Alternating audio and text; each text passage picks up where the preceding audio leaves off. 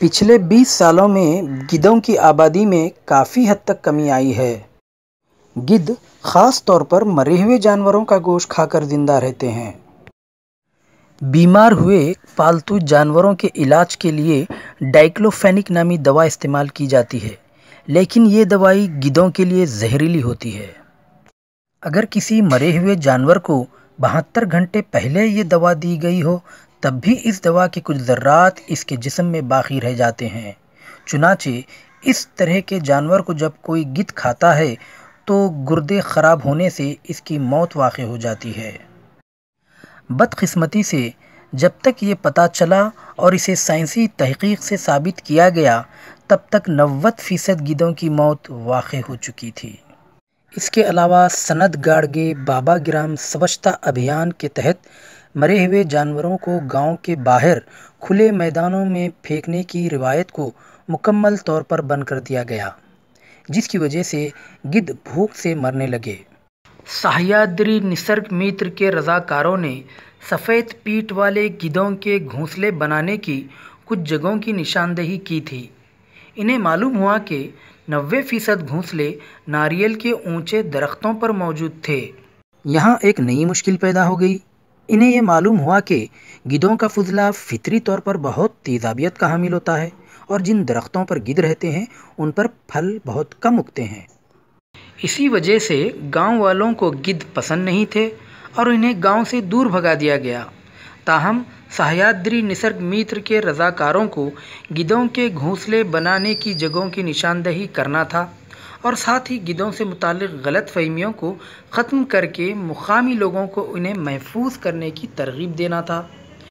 یہ ایک بہت ہی مشکل کام تھا۔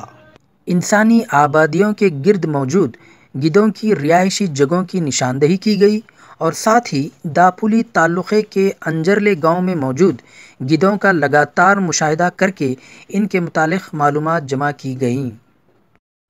CCTV کیمروں سے کی گئی تحقیق سے کچھ حیرت انگیز حقائق سامنے آئے۔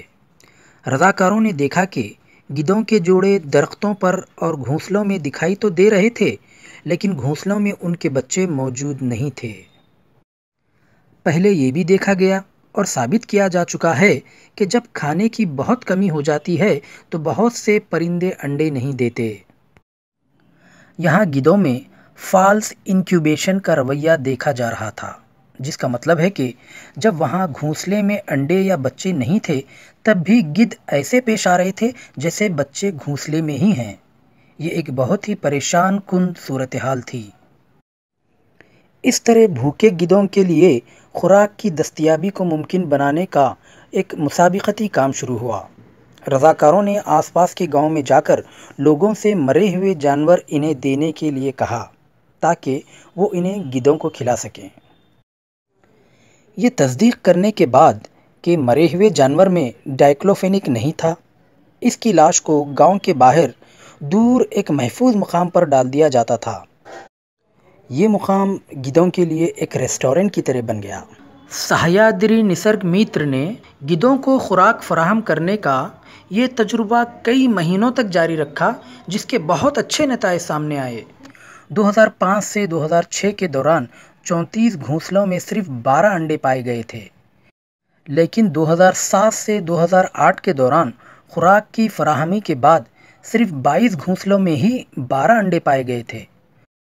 فالس انکیوبیشن بھی 45% سے 14% ہو گیا۔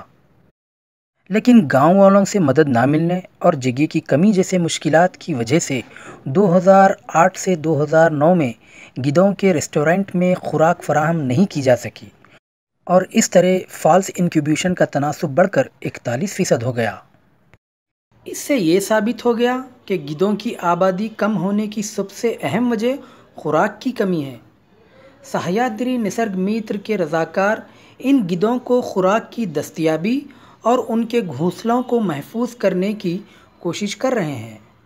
تنظیم کی لگاتار کوششوں کی وجہ سے حکومت نے گدھوں کے گھونسلے والے ناریل کے ہر درخت کے لیے 400 روپے معاوضے کا اعلان کیا۔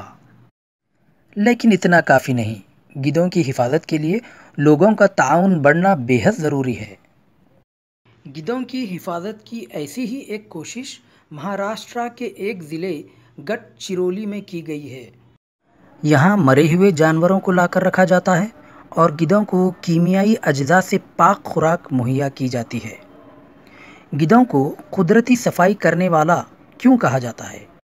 जवाब ढूंढने की कोशिश करें। क्या आपने अपने गांव में गिद्ध देखे हैं? अगर देखे हैं तो इनके बारे में मालूमात जमा करें, इस पर एक वीडियो बनाएं और हमारे साथ शेयर करें।